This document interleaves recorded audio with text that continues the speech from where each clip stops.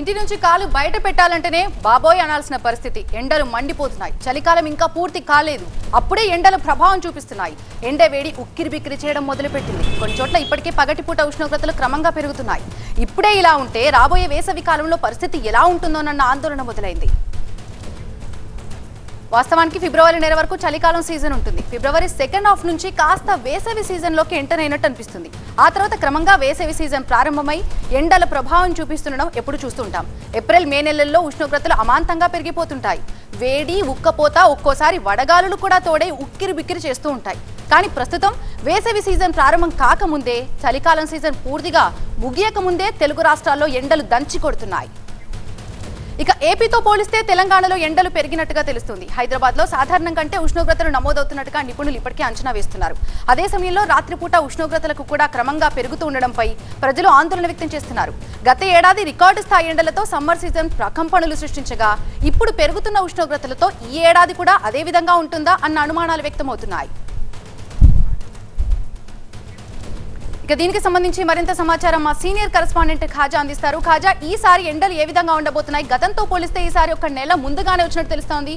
దీనికి సంబంధించి వాతావరణ శాఖ అధికారులు ఏం చెప్తున్నారు ఖాజా?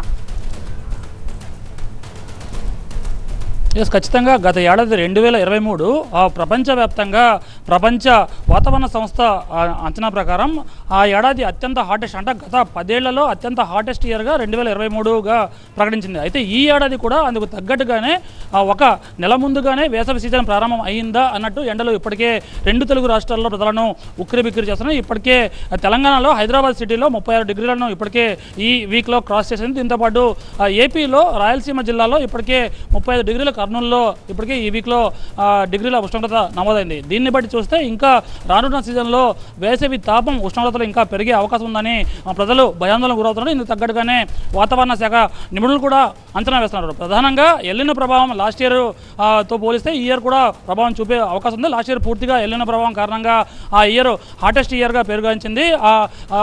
భారతదేశ వ్యాప్తంగా అత్యంత వడగాల్పులో దాదాపుగా 22 రోజులు ఏపీలోనే నమోదు కాగా, తెలంగాణలో 13 రోజులు అత్యంత వేడి గాలులు నమోదైన రోజులుగా గత ఏడాది రికార్డ్ అయింది. అయితే ఈ ఏడాది కూడా అదే పరిస్థితి కొనసాగే అవకాశం ఉన్నట్టు ప్రస్తుతం వాతావరణ శాఖ నిపుణులు ఒక అంచనాకు వస్తున్నారు. అయితే వేర్వేరు ప్రిడిక్షన్స్ వేరువేరుగా ఉన్నప్పటికీ ప్రధానంగా భారత వాతావరణ శాఖ అంటే ఈ ఫిబ్రవరి నెలాఖరు అలాగే మార్చి ఫస్ట్ వీక్ సెకండ్ వీక్ కల్లా ఒక అంచనాకు వస్తుంది. ఇప్పుడు ప్రస్తుతం నమోదవుతున్న ఉష్ణోగ్రతలతో వాతావరణ పరిస్థితులు ఒక అంచనాకు వచ్చి ఈ వేసవి సీజన్ ఏ విధంగా ఉండబోతుందని దానిపై ఒక ప్రకటన జారీ చేస్తుంది. అయితే ప్రస్తుతం పెరుగుతున్న ఉష్ణోగ్రతలు అంటే ఇంకా చలికాలం పూర్తి కాలేదు. నవంబర్ నుంచి ఫిబ్రవరి వరకు చలికాలం సీజన్ ఉంటుంది. పూర్తి కాలేదు, అప్పుడే ఉష్ణోగ్రతలు పెరుగుతున్నాయి. చాలా చోట్ల వడగాళ్ళు కూడా వీస్తున్నాయి. ఇప్పటికే ఏసీలు కూడా ఆన్ చేసుకుని ఇళ్ల నుంచి బయటకు రాలేని పరిస్థితి ఉన్నాయి. అయితే ఇప్పుడే ఇలా ఉంటే నెక్స్ట్ సీజన్లో ఏ విధంగా ఉంటుందనేది ఒక ఆందోళన అయితే మొదలైంది. మొత్తం మీద ఈ ఏడాది కూడా ఎండలు తీవ్రంగానే కొనసాగే అవకాశం ఉందని వాతావరణ శాఖ నిపుణులు ప్రస్తుతానికి అంచనా వేస్తున్నప్పటికీ భారత వాతావరణ శాఖ వేసే అంచనాపైన ఇప్పుడు అంతర్దృష్టి